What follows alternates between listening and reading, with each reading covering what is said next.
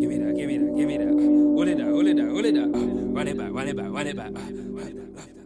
Hey guys, hope you're having a great day. Today we're going to be having a look at my setup because recently lots of people have been asking me what kind of PC do I have, what do I use to record, what microphone do I have, just all sorts of questions like that. So I thought to answer them all, I'll make this video showing off my setup, and I'll also leave Amazon links to everything I'm talking about in the description so you can go and get them for yourself if you want them. Anyway, let's go on to the setup. Let's start off with the monitor.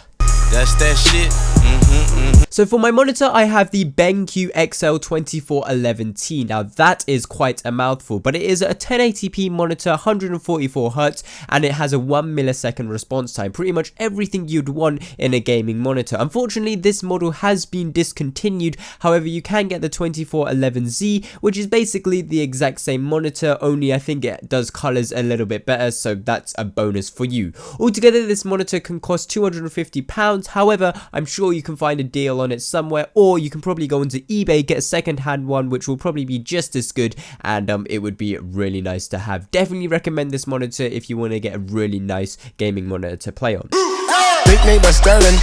Next up, we have my speakers, and I'm currently rocking the Logitech Z506s. These are really good speakers which come with amazing sound and really good bass. Within the product, you get a bass box and also 5 speakers. Currently, I'm only using 3. I've got one on the left, one in the middle, and one on the right. And I've also got the bass box below my desk, and I have to say the bass with these speakers is amazing. Really good for if you love listening to music or watching movies, and I would definitely recommend them. Together, the whole speaker set costs around £83, but I think you can get a deal in it right now on Amazon. I think it's going for around £60 or £70, so definitely have a look there if you're looking for some really good speakers to get. I'm going away for a bit when I'm back.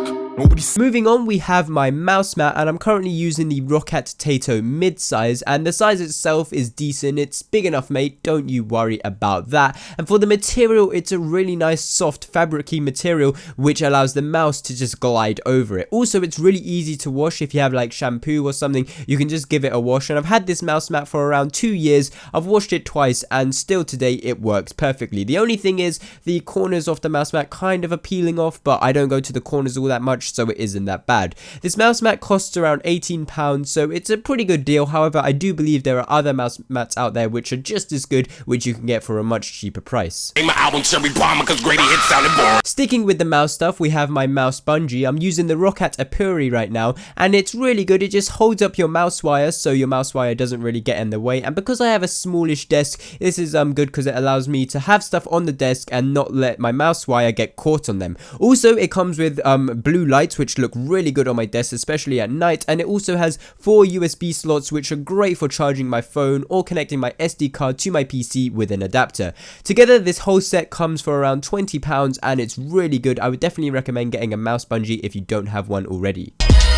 Put the skip in the skippy flow. Looking at the actual mouse now, you can probably tell I'm a big Rocket fan. For the mouse, I've got the Rocket Canon XTD, and this is a great mouse. I've had it ever since I started PC gaming, and I love it. It's got 2 lights down either side, which can be customized to have any color of lighting you want, which look really cool, and it's got enough buttons for me, which just is perfect. What I really like about this mouse is the fact that you can have custom profiles for different programs which you're running. So say if I were to load up CS, my special binds on the side of the mouse would change, so I would have my CS binds. Most mice out there do this anyway, so it isn't like something particular to this mouse, but I really like it, and I don't know, I just really do like the feel of this mouse in my hand, and it just works really well.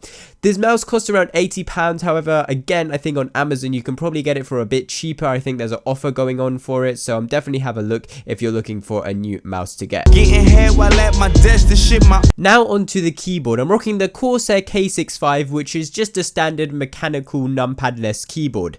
What makes it special, or what makes a lot of people interested in it, are the keycaps. Now, I've got custom-made keycaps from Wazda Keyboards, and if you want to know more about them, then you can click the thumbnail on screen now, or in the description there'll be a link to a video where I just basically talk about them, talk about the company, and everything about the keycaps. They're really good keycaps, and I really like how they make the keyboard look. The keyboard itself cost around £75, and for the keycaps they were around £42, so So together you're going to be coming to around £117 for this whole set, and yeah, I would definitely recommend it, and I would definitely recommend getting custom keycaps on your keyboard, whatever keyboard you have, because they just look completely awesome. Get God on the phone. Moving up above my desk, we can see I have a shelf, and on that shelf I have my mic stand, which is the Rode PSA-1. This is a really sturdy and easy to move mic stand, and I just can't recommend it enough. It's probably one of the best ones out there, and the fact that it's made by Rode, it's a really well-known company, and just the fact that it's really sturdy and can hold a Blue Yeti, which is a really heavy microphone,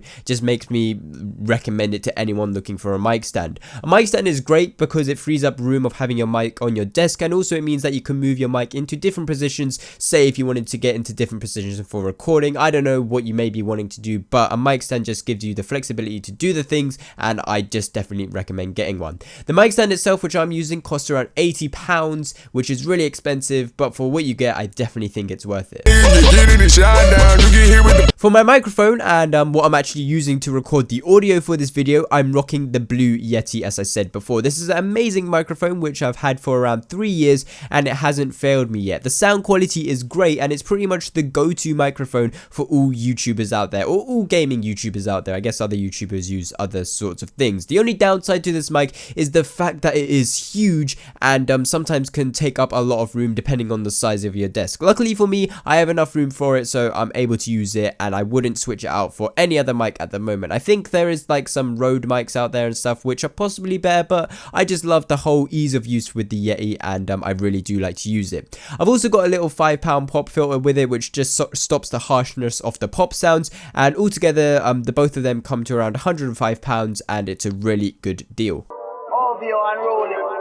Now, the final thing within my peripherals is the headset. The headset which I'm using are the Astro A50s, which are the wireless version of Astros, and they are just amazing. What I love about them is the fact that they're wireless, and I can go around my whole house and still have amazing audio quality, but also the fact that it comes with an audio splitter within the mix amp, which basically means when I'm recording in DxTory, I can split my voice, my game sound, and my friends' voices into all different tracks, so when it comes to editing, it's really, really easy. Unfortunately, these Astros which I do have are day 1 editions, so they're like 4 years old, and it is starting to show now. The volume wheel doesn't really work properly, and also the ear cups are really worn out, so hopefully within this coming year, I'll be looking to pick up some of the new A50s, and I think I really like the white ones at the moment. They look really cool.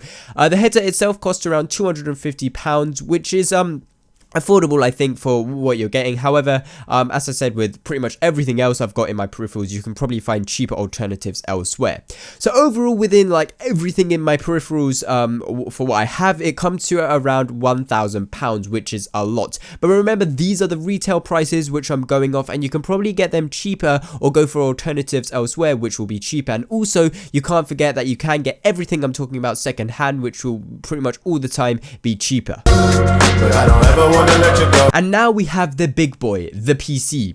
Now, as there's so much to talk about with this PC, I'll be leaving all of the full specs in the description, but for time's sake, I'll just be going over the main parts in this video. For the case, we have the Corsair Air 540, which is my favorite case of all time. What makes this case really special is the fact that it's got 2 sections. You've got one large section for like all your parts which you want people to see, like your GPU and stuff, but then you've got the other section for all your wires and your hard drives and stuff and everything, which just looks messy. Mine looks really messy, and I'm not too proud of how it looks. However, as no one's going to be seeing it, I don't really care, and I just keep the other side looking fairly decent. For my GPU, I'm rocking the R9 290X fitted with a Corsair water block, allowing me to water cool the card with a Corsair H100i. Now, as I have this stock 290X, it runs really hot, and when I say really hot, I mean like 70 degrees hot, or probably even more. I think I got it up to 90 degrees once. That wasn't a good move, but water cooling it has dropped the temperatures around to 30 degrees, 40 degrees, which is really good, and it means the fan doesn't have to do as much work, which makes my whole PC quieter, and overall just water cooling the stock card was a good move. For my CPU, I have the i7-4820K, really good CPU. I probably wouldn't change it for a very long time, as I feel that there's no need to. This again is water cooled, but only by a H60 this time, and it does the job. It keeps my CPU generally fairly cool. And those are pretty much the main parts to my PC. Obviously, I've got other things such as like hard drives and stuff stuff. In fact, I'll tell you, for my hard drives, I've got a 1TB hard drive, a 2TB hard drive, a 120GB SSD, and a 240GB SSD. Just each of them have their own needs and stuff, and I use them for each of their own things, and they're all really good hard drives. But overall, if you were to build this whole setup yourself, or this whole PC yourself, sorry, without paying someone to build it for you, it would cost around £1,700, making this whole setup with all the peripherals £2,700 or $4,000, which is quite a lot. And I'll tell you this now, I didn't build everything or buy everything all in one go. This setup has grown over time, and right now it's something I'm pretty happy with. Obviously, in the future, I'll be looking to upgrade it, maybe get myself a HTC Vive. Those things are amazing. If you haven't seen already, I actually went to the gadget show the other week and tried them out. They're really cool. And yeah, but for right now, like I said, I'm pretty happy with the whole build, and it's something I'll like to keep for the future. If you did enjoy this video, then try and smash that like button. Let's try and go for 100 likes on this video. And if you have any questions at all about my build, then feel free to drop them in the comment section below, and I'll go ahead and answer them. Remember, all the parts which I do use in my setup are in the description with Amazon links or links to where you can buy them. And yeah, that is about it. I've been Rahul. Hopefully you have enjoyed this video, and as always, catch you on the next one.